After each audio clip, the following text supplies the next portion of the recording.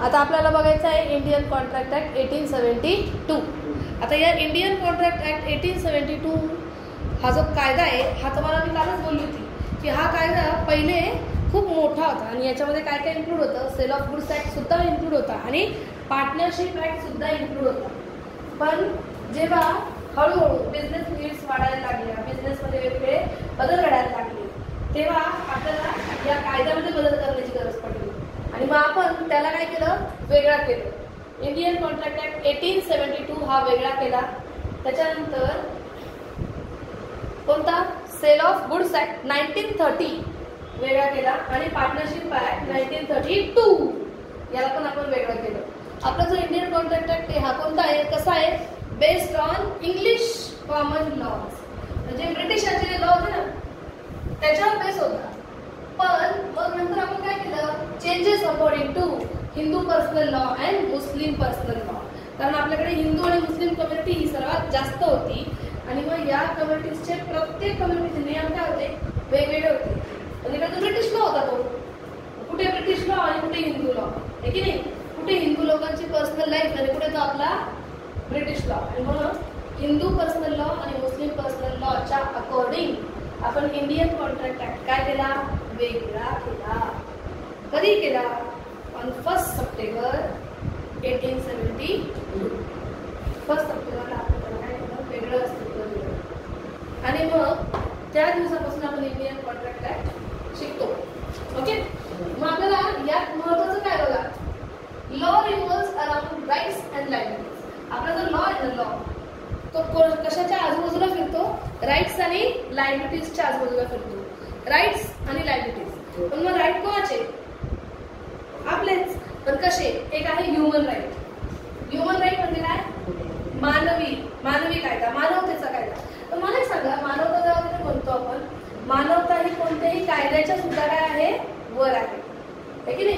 म्हणून मी इथे दिलं आहे की human is above the common law. तिकडे कोणताही नियम असो, प्रत्येक नियमाच्या वर माणुसकी येते. माणुसकीला सांभाळून आपण काय होत असतो, कायदे बनवत असतो. म्हणून त्यांनी म्हटलंय no law for it.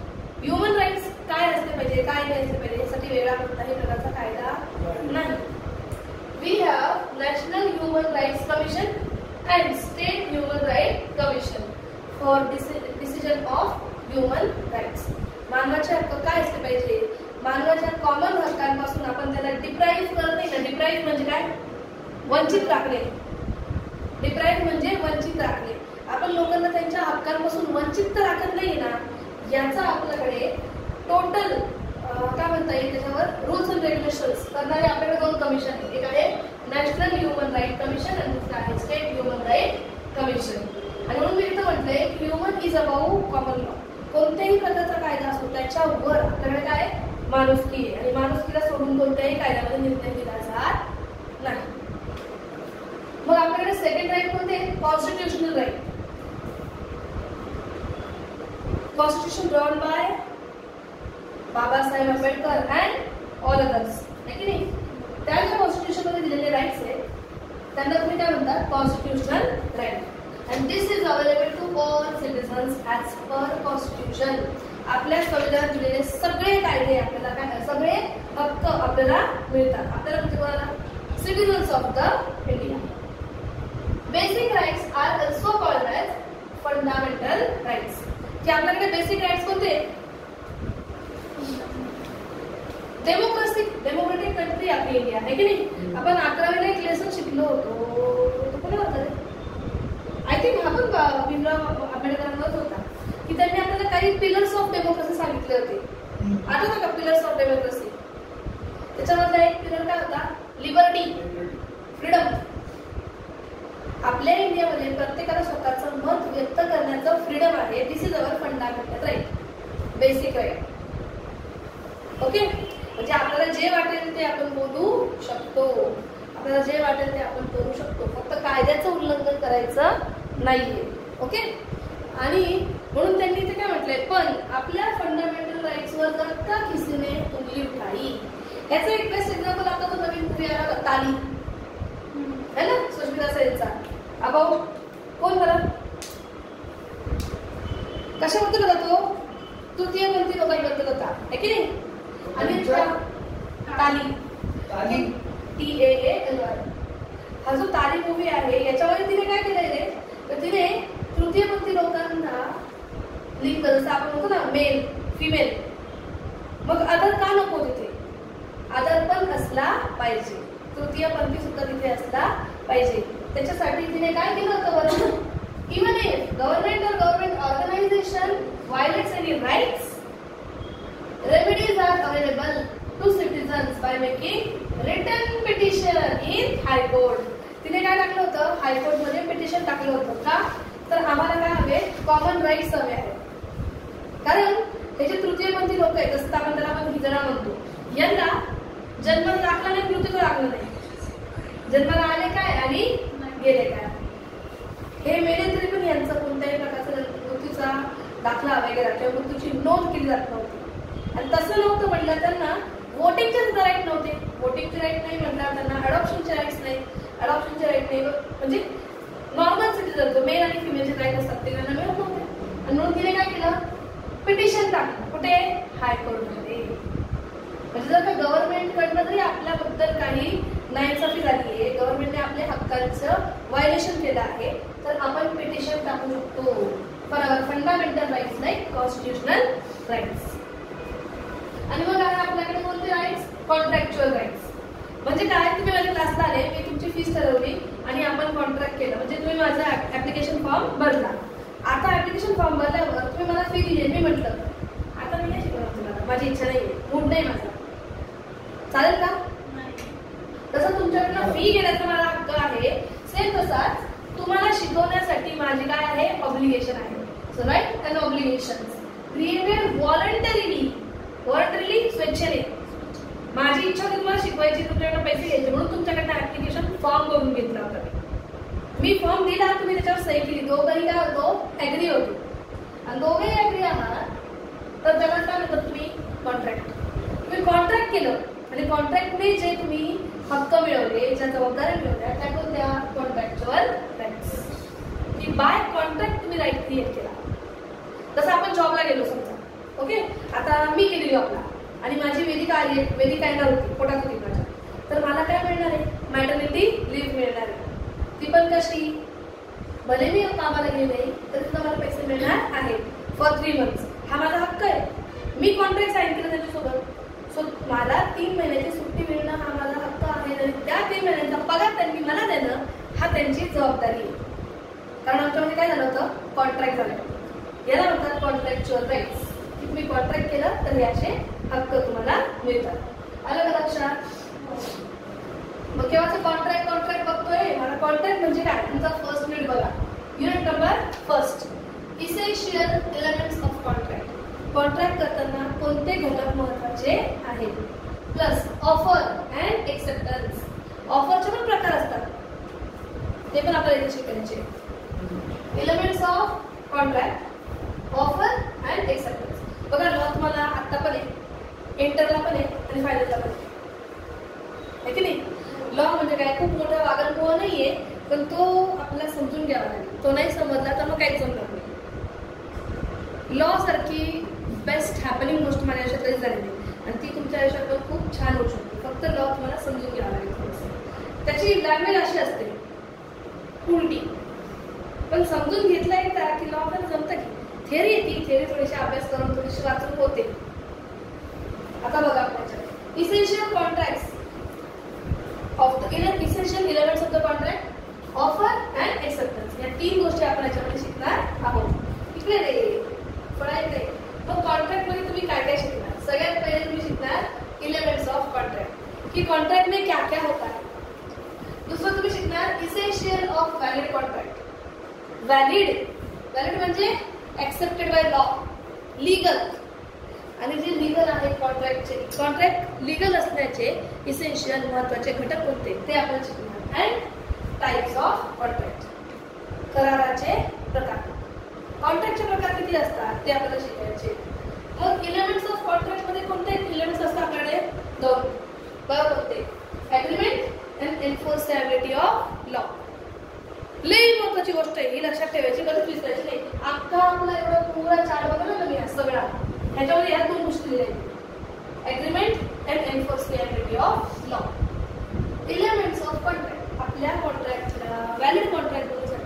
Elements असतात. ते 2 इलेमेंट्स कोणते? पहिलं एग्रीमेंट, दुसरं एन्फोर्सिएबिलिटी ऑफ लॉ. एन्फोर्सिएबिलिटी म्हणजे काय रे? एन्फोर्सिएबिलिटी म्हणजे लीगल.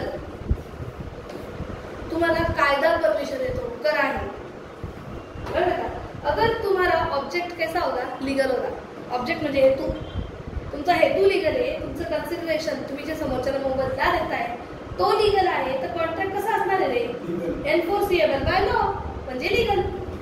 की कायद्याचा कोणताही तुमच्याकडे काय असणार नाही, आक्षेप असणार नाही, कायदा इंटरफेअर करणारच नाही. मग बघा एन्फोर्सिएबिलिटी ऑफ लॉ आणि एग्रीमेंट. मग एग्रीमेंट मध्ये आपल्याला काहीतरी गोष्ट बघायची. काय बघा एग्रीमेंट कब होत आहे?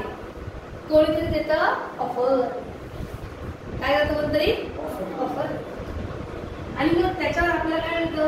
एक्सेप्टन्स. कोई तो देगा ऑफर और कोई तो देगा एक्सेप्टन्स. तेव्हा आपल्याकडे एग्रीमेंट होतं. म्हणजे एग्रीमेंट होण्यासाठी सुद्धा काही महत्त्वाच्या गोष्टी आहेत, लाईक ऑफर आहे आणि एक्सेप्टन्स. पण मग ऑफर बद्दल काही महत्त्वाच्या गोष्टी आहेत. त्यातली पहिली गोष्ट legal rules of a valid contract. Valid कॉन्ट्रॅक्टच्या ऑफर्स कोणत्या त्या तुम्हाला शिकाव्या लागतील. Plus kinds of offer. ऑफरचे प्रकार किती आहेत? एकाला मी म्हणतो तर हा चल मी तुला एक वस्तू देते ती 10,000 देते, तो समोर मला म्हणतो ती वस्तू मला नको, उलट मी माझी वस्तू तुला विकतो 4,000 देतो, घेते का? मी त्याला ऑफर केली तर त्याने समोरून ऑफर मारून पे करून केला, ठीक आहे, ती काउंटर ऑफर होती. अजून असते अजून रेसिप्रोकल ऑफर. असे वेगवेगळे प्रकार आपल्याला इथे ऑफरचे शिकायचे. Essential of proposal. तुम्ही जे ऑफर करता ना समोरच्याला त्या ऑफरला काय म्हणतात? प्रपोजल म्हणतात. ऑफरला काय म्हणता तुम्ही? प्रपोजल. आणि communication of offer. Me offer केली हे तुम्हाला समजलं पाहिजे ना, मी असं साइन लँग्वेज मध्ये बोलते, तुम्हाला कळतंय का? नाही. कम्युनिकेशन ऑफ ऑफर कसं केलं जातं, प्रॉपर कम्युनिकेशन ऑफ ऑफर ते आपल्याला शिकायचं. छोटे छोटे पॉईंट्स आहेत त्याच्यात, छोटे छोटे पॅराग्राफ्स आहेत, त्याला आपल्याला शिकायचंय.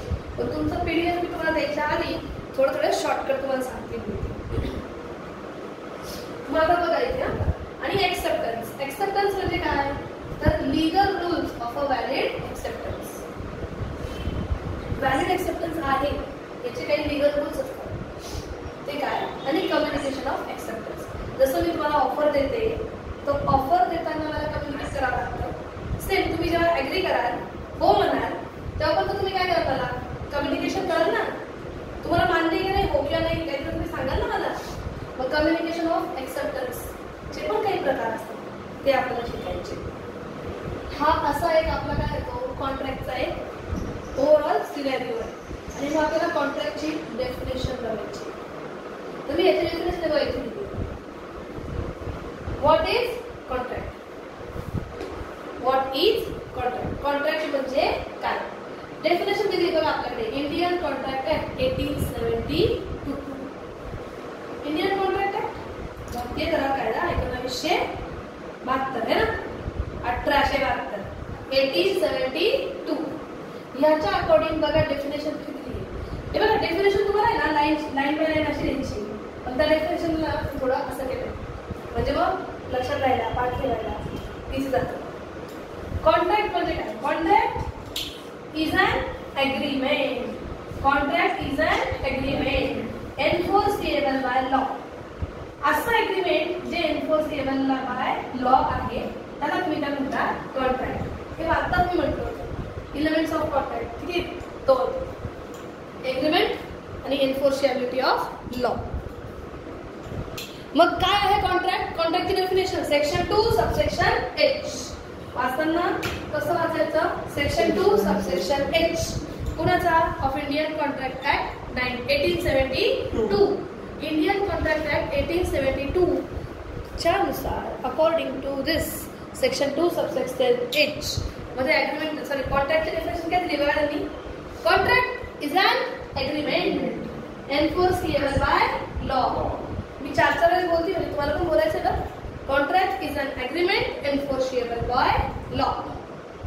जेव्हा तुम्ही ही डेफिनेशन पाठ करतात ना, ही डेफिनेशन पाठ करताना तुम्हाला अजून टोटल 5 डेफिनेशन पाठ करायला लागतात. त्या काय काय इव्हेंच्युअली हळूहळू कळेल तुम्हाला. पहिले काय म्हटलं मी, contract is an agreement enforceable by law.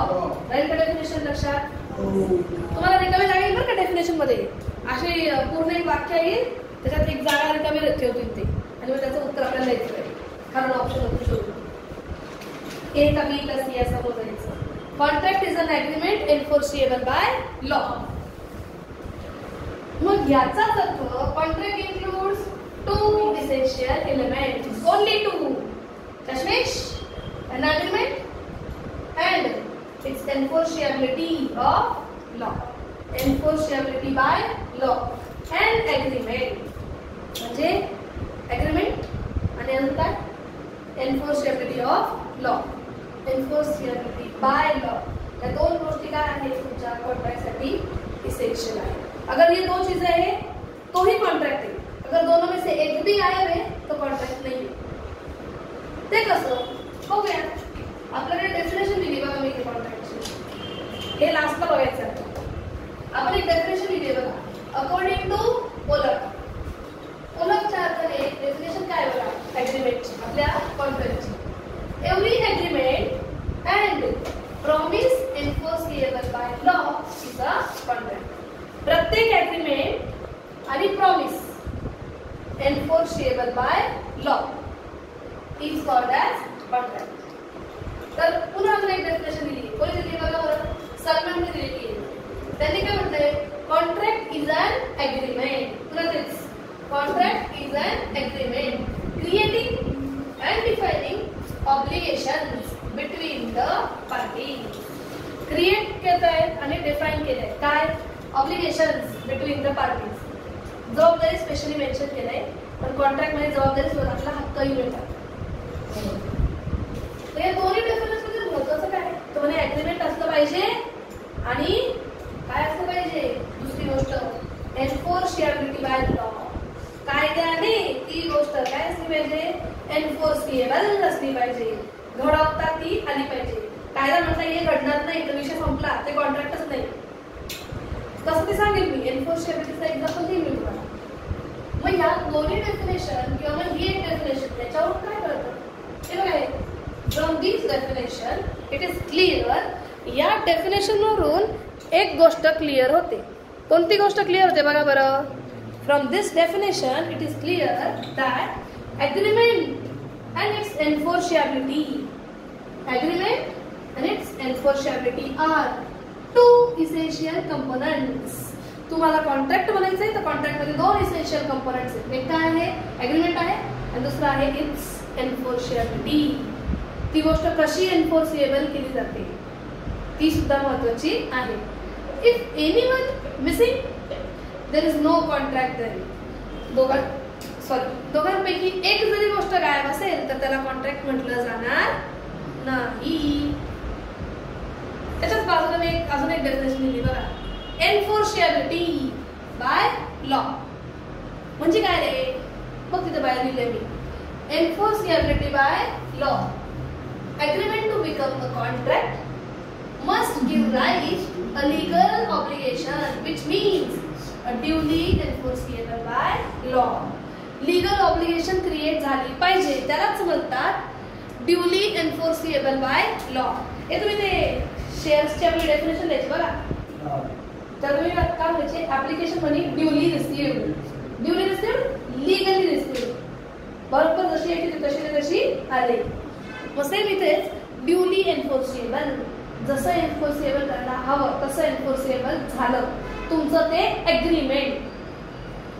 कसं पण ड्युली एन्फोर्सेबल म्हणजे काय, लीगली ऑब्लिगेशंस क्रिएट झाले. लीगली ऑब्लिगेशन की जो भी दिया है वो कैसा है, लीगल है. जे काही तुमच्या ॲग्रीमेंटचे टर्म्स अँड कंडिशन्स आहेत त्या कशा आहेत, लीगल. त्याच्यामध्ये काय असायला नको, इलिगॅलिटी असायला नको. कायद्याने नकार दिलेल्या गोष्टी तुम्ही कॉन्ट्रॅक्टमध्ये ऍक्सेप्ट करू शकत नाही, कारण ती गोष्ट एन्फोर्सेबल बाय राहणारच नाही. आणि यासाठी मी एक गोष्ट छोटासा फॉर्म्युला बनवला. कॉन्ट्रॅक्ट म्हणजे काय, एक्सेप्टेड प्रपोजल. एक्सेप्टेड प्रपोजल, तुम्ही मला प्रपोज केलं, मी त्याला एक्सेप्ट केलं. This is called as agreement. Accepted proposal म्हणजे काय, एग्रीमेंट. एग्रीमेंटची आखी डेफिनेशन शिकायची आपल्याला, पण पहिले ऐकून घ्या. ऍक्सेप्टेड प्रपोजल म्हणजेच काय एग्रीमेंट. आणि agreement plus enforceability of law. Enforceability by law म्हणजेच काय कॉन्ट्रॅक्ट. तिथं पण तेच दिलं तुम्ही ते माहिती. Agreement and enforceability of law are two essential elements of contract. इथं definition मध्ये पण तेच आहे. Contract is an agreement enforceable by law. इथं पण तेच दिले मी. Two essential elements of contract. An agreement and its enforceability by law. येते लक्षात. मग हे कसं घडणार ते कॉन्ट्रॅक्ट कसं होणार. तर सगळ्यात पहिले मी काय करणार तुम्हाला प्रपोज करणार. ऑफर देणार. ओके प्रपोजल और ऑफर उसको तुम लोग क्या करोगे एक्सेप्ट. तुम्ही एक्सेप्ट केलं की त्याला म्हणणार एक्सेप्टेड प्रपोजल म्हणजे एग्रीमेंट. तू पण एग्री मी पण एग्री झाला एग्रीमेंट. कळलं का. And legally enforceability then it will be a contract. Proposal आहे ते एक्सेप्टन्स. त्या प्रपोजलला एक्सेप्टन्स मिळाला म्हणजे तुम्ही त्याला काय म्हणणार. तुम्ही त्याला म्हणणार एक्सेप्टेड प्रपोजल और agreement. and that agreement is legally enforceable then it is called as contract. कळलं का. शब्द कळले का. 4 शब्द आहेत ते 4 शब्द मी कंटिन्युअसली रिपीट करते. काय म्हणते मी तुम्हाला की contract is an agreement enforceable by law. कळलं. एन्फोर्सिएबल म्हणजे legally obliged. Legally obliged legally तुमच्यावर जबाबदारी पडली ह्याला म्हणतात कॉन्ट्रॅक्ट लीगल. आणि यालाच एक्सप्लेन करायला मी इथे छोटासा फॉर्म्युला लिहिलाय. हा बघा लास्टला कोपऱ्यात फॉर्म्युला आहे. हा बघा कोपऱ्यातला फॉर्म्युला. कॉन्ट्रॅक्ट म्हणजे काय. इकडे कोपऱ्यात इकडे प्रपोजल आहे. समजा प्रपोजल त्याला काय मिळालं एक्सेप्टन्स. पण एक्सेप्टन्स जेव्हा होतो जेव्हा एखादा कॉन्ट्रॅक्ट होतो if there is no consideration no contract. मोबदला नाही तर कॉन्ट्रॅक्ट पण नाही. निमो डॅट गॉड हॅबिट. No consideration no contract. So there must be a consideration. There must be a proposal. प्रपोजलचं एक्सेप्टन्सही असलं पाहिजे. कन्सिडरेशन सुद्धा असलं पाहिजे. पण कन्सिडरेशन मस्ट बी लीगल म्हणजेच एन्फोर्सिएबल बाय लॉ. की तू मी म्हटलं मी तुला शिकवते तू जाऊन करायचं मस्त की 2-3 लगावले. It is not enforceable by law. Legal obligation नाहीये. कळलं का. लीगल पण लीगल काय काय 2 थिंग्स. कन्सिडरेशन मोबदला लीगल असला पाहिजे अँड ऑब्जेक्ट लीगल असला पाहिजे. काय असलं पाहिजे ऑब्जेक्ट लीगल असला पाहिजे. हेतू लीगल असला पाहिजे. म्हणजे मी म्हटलं मी माझ्या कंपनीमध्ये अफीम तयार करणार आहे. अफू माझं ऑब्जेक्ट लीगल आहे नाही. ऑब्जेक्टही लीगल पाहिजे. कन्सिडरेशनही लीगल असलं पाहिजे. और अजून एक गोष्ट पॉसिबिलिटी ऑफ परफॉर्मन्स. समोरचा व्यक्ती ती परफॉर्मन्स करणं ही पॉसिबिलिटी असली पाहिजे. म्हणजे मी करायला सांगते की मी तुला शिकवणार आहे आणि मग मी तुला शिकवलं तर तुम्हाला चांगले मार्क्स मिळवून दाखवायचे. हा हो बोलला पण त्याच्यात त्या गोष्टीची पॉसिबिलिटी ऑफ परफॉर्मन्स मला काही दिसतच नाहीये म्हटल्यावर ते माझं कॉन्ट्रॅक्ट असणार नाही. कॉन्ट्रॅक्ट अशा गोष्टीबाबत कराल जी गोष्ट पॉसिबल असेल त्याबाबत. म्हणजे तुम्ही असं म्हणाल हा मी आता काय करणार आहे तर मी तुला इतके लाख रुपये देईन पण तुम्हाला उन्हाळ्यात भात उगवून दाखवायचं. पॉसिबिलिटी नाहीये ना. पॉसिबिलिटी ऑफ परफॉर्मन्स असेल तरच तुम्ही कॉन्ट्रॅक्ट करू शकता. अदरवाईज तुम्ही कॉन्ट्रॅक्ट करू शकत नाही. समजलं का. हे जे एवढं फळ्यावर जे लिहिलंय ना हे कळलं. हे होतं तुमचं अर्ध पान. तुमच्या नोट्स मधलं अर्ध पान. येस तुमच्या नोट्स मधलं हे आहे अर्ध पान.